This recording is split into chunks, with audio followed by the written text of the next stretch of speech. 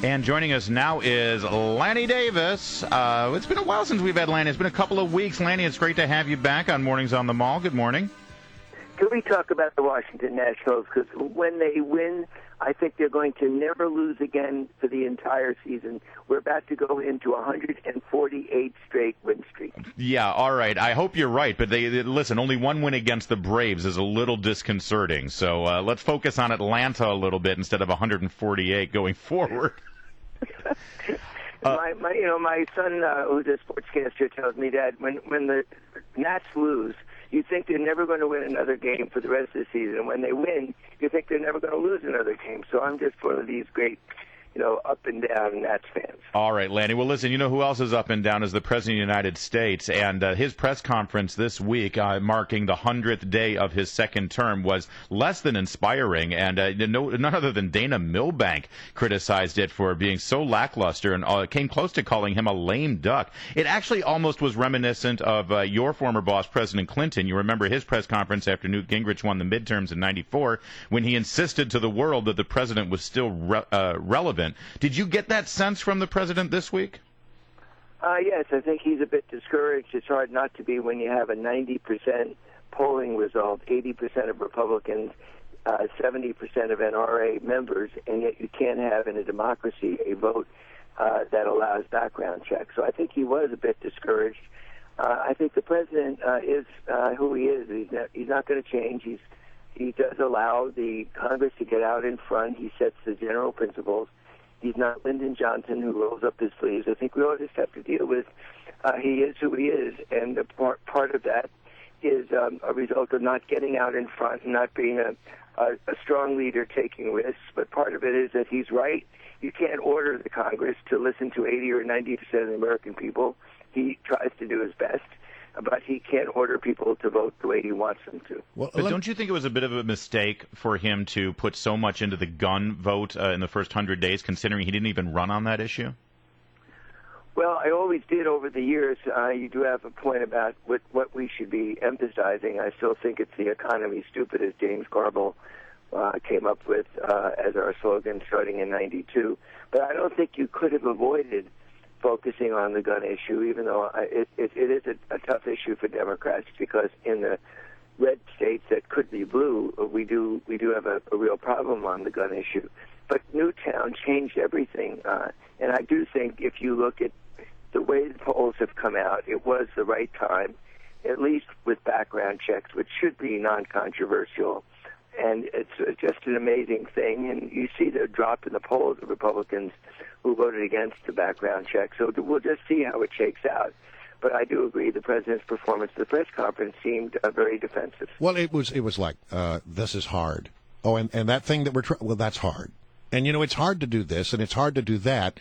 But and then the other thing that happens, it seems, with this president on a regular basis is that he deflects. No, well, that wasn't my decision.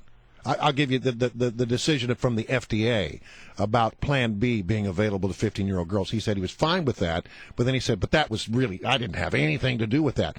Last time I checked, the FDA falls under the executive branch. Doesn't it? Well, yeah, but, you really wanted to have it both ways. If he interferes with an FDA decision, I'd certainly be all over him. I get that. FDA is supposed to be about science, not about politics. I get all that, but do you think that you've served in a White House. Do you think that anything that happens in an agency doesn't get cleared at the White House first?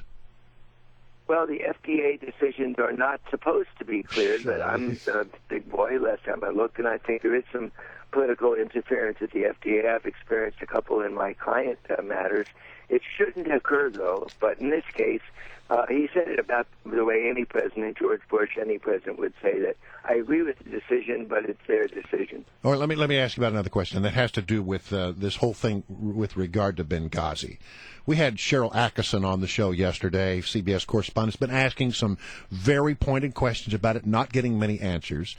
The response from the Obama administration seems to be one of two things. Either, number one, it's old news, or number two, we've answered that. But Cheryl then laid out a whole list of things that she has asked that she just simply can't get answers on. I mean, are they stonewalling on this issue, and isn't it eventually going to come out anyway? Yes, my friend, former Secretary of State Clinton, I think got it right. She asked for a full investigation. She acknowledged her responsibility, her very serious difficulty that information that came into the State Department. After all, one of her close friends, Chris Stevens, was killed, and she did take it personally, and she stepped up to the line and said, look, every single one of the criticisms and recommendations I'm going to accept point blank. Now, not answering questions is simply wrong. And Cheryl Atkinson's one of the best reporters in Washington and broadcast, as well as print reporters. And full disclosure, I've been a friend of Cheryl's for many years. But it's just simply impossible to imagine that you can call that old news. No matter how many times it's asked, every question should be answered. And I've always thought that the more transparent, as I do believe Hillary Clinton was, but Lanny, investigation, the better it will be. That if this was a confused situation, a tragic situation, and there's nothing more than that we just have to fix the communications problems that led to it. Lanny, I'm sorry, you can't say that Hillary Clinton, your friend, and I'm sure she is your friend, you can't say that she was completely open and gave full disclosure, because when she was pressed and asked for more information from Senator Ron Johnson, she screamed at him and said, well, what difference does it make? I think the American people feel that it does make a difference to get more information out here, and she didn't give all the facts. She just screamed at the senator and said, what difference does it make? Well, first of all, she didn't scream. Secondly, wait a second. We have the audio. Do you want to hear it? I mean, I think objectively speaking, it was a scream. Well, the word scream is a subjective, not an objective word, and I don't think she screamed, so you and I are going to disagree on whether a scream is being very adamant that what Senator Johnson was doing was demagoguing a tragic issue. What she was saying, what difference does it make? What difference does it make that we agree that we messed up? He's trying to make it into a conspiracy of obstruction or some kind of cover-up. And she's saying, what difference does it make that you have this theory that we did something evil? Yeah. What difference at this point does it make? What? Do it again. What is it?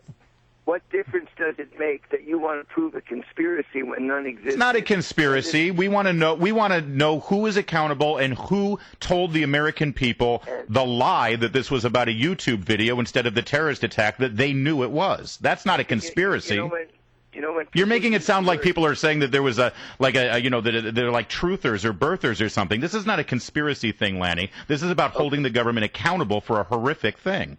Okay, you usually give me equal time. So when you use the word lie, I said in writing just recently in a column I wrote about George Bush that Democrats use the word lie as a surrogate for being wrong, and there is a big difference. There was no intentional cover-up or misrepresentation. That's what Secretary of State Clinton was talking to a demagogic senator exploiting politically a tragedy. This was a mistake and a series of mistakes that were pointed out to the secretary. She accepted responsibility, and she said we have to fix it. Well, That's what she was saying. And so I don't think there were lies. I think there were mistakes that the intelligence community, as well as everyone else, was confused about the early description of what happened in Benghazi. We got to leave it there. And Lanny, reasonable people will disagree on this, and I'm going to disagree with you. Okay? Thanks, Lanny.